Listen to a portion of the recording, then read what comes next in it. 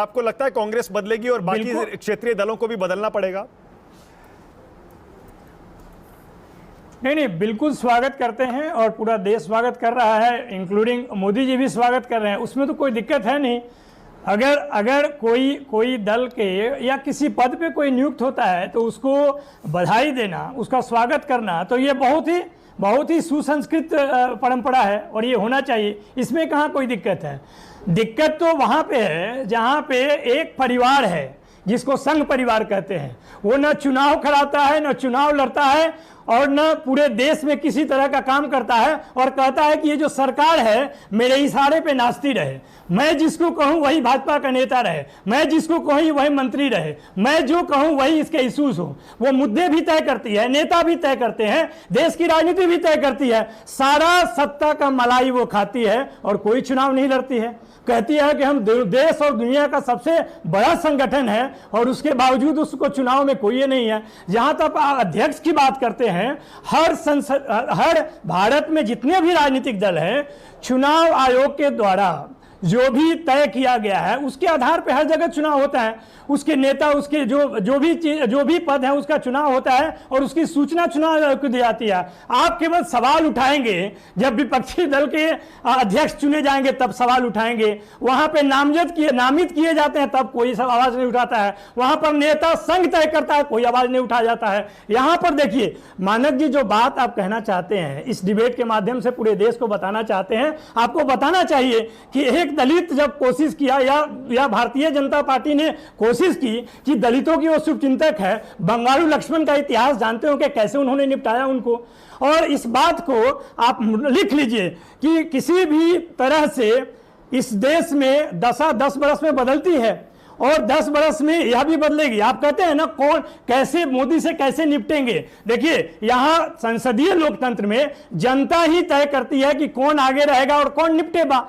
जो निपटाएंगे वो जनता ही है। जनता को पता चल गया है कि 10 साल में बीजेपी केवल बात की है। आप कार्यशैली की बात करते हैं, यहां पर केवल बात शैली है, सबका विकास, सबका साथ, सबका विश्वास, सब कुछ कहते हैं, लेकिन काम क्या करते हैं? गरीबी चरम सीमा पे है, बेरोजगारी चरम सीमा पे है, देश की अर्थव्यवस्था चरम सीमा पे है। जो रुपया का स्थिति है उसके विषय में आप वित्त मंत्री का बयान सुन ले, उनका विचार सुन ले। ज्ञान ये कहां से आता है? ये तो नागपुर का ही ज्ञान है। इस देश में कोई ऐसी संस्था नहीं है जो वहां से ऑक्सफोर्ड से पढ़ के आकर एमपी बनता है। वो क्या कहता है कि देश में कहीं महंगाई नहीं है। मैं तो ये कह रहा हूं कि जब कांग्रेस ने इतना लंबा चौड़ा चुनाव पूरे देश में कराया और एक नया अध्यक्ष चुना, कोई तो वजह होगी ना कि उन्होंने आंतरिक लोकतंत्र का एक एग्जाम्पल, एक मिसाल सेट की है, पूरे देश में पेश की है।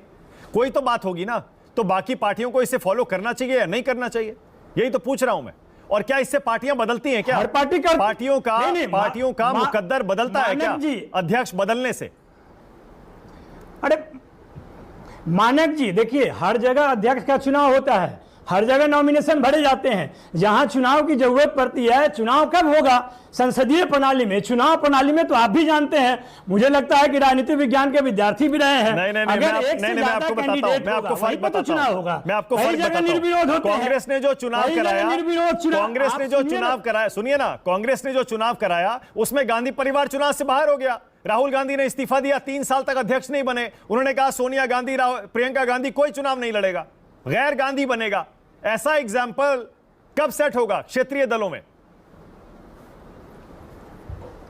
ऐसा उदाहरण कब सेट होगा कि भाजपा खड़े होकर कहे कि हमारा संघ परिवार से कोई नाता नहीं है, क्योंकि अनडेमोक्रेटिक है, अतिवादी है, इस देश के समाज को बांटना चाहती है, धर्म के आधार पर राजनीति करना चाहती है, संविधान को खंडित करना चाहती है। यह भारतीय जनता पार्टी कर सकती है। हर राजनीतिक दल, जिसको आप क्षेत्रीय दल कहते हैं ना, लालू जी ने एक समय में कहा था, शायद आपको याद होगा, कि रीजनल पार्टी नहीं है, ओरिजिनल पार्टी है।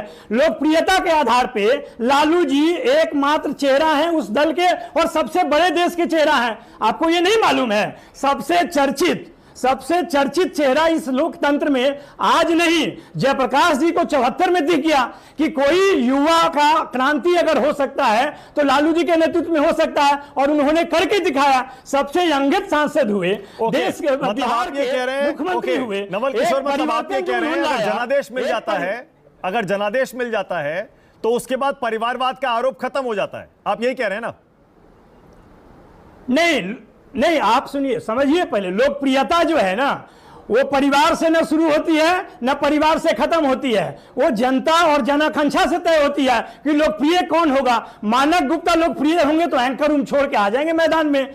लालू जी अगर लोकप्रिय हैं तो लोगों के मन में बसे हुए हैं, वो चाहे लोकसभा में रहें या ना रहें। आप बिहार और भारत की जनता से पूछिए कि लोकप्रिय नेता है कि नहीं, वो वंचितों के, गरीबों की आवाज है कि नहीं, मसीहा है कि नहीं, नरेंद्र मोदी जी को डर लगता है कि नहीं, संघ परिवार को डर लगता नहीं। आप पूछ लीजिए, ये पता चल जाएगा। अच्छा, ठीक है, उनके लोकप्रियता पे किसी को शक है क्या? ठीक है, ये पूछिए गुरु प्रकाश जी से। नहीं, लालू जी की बात नहीं है ना, बात ये बिहार में नहीं, बात लालू जी की नहीं, कोई नेता हो, आपने फिर देखिए आसान जवाब चुन लिया, आपने आसान जवाब चुन लिया। बात लालू जी की नहीं हो रही थी, आश्रित है डॉक्टर नवल किशोर, बात ये हो रही थी गांधी परिवार बाहर हुआ और उसने एक अध्यक्ष पद का चुनाव करा के गैर गांधी को अध्यक्ष बना दिया।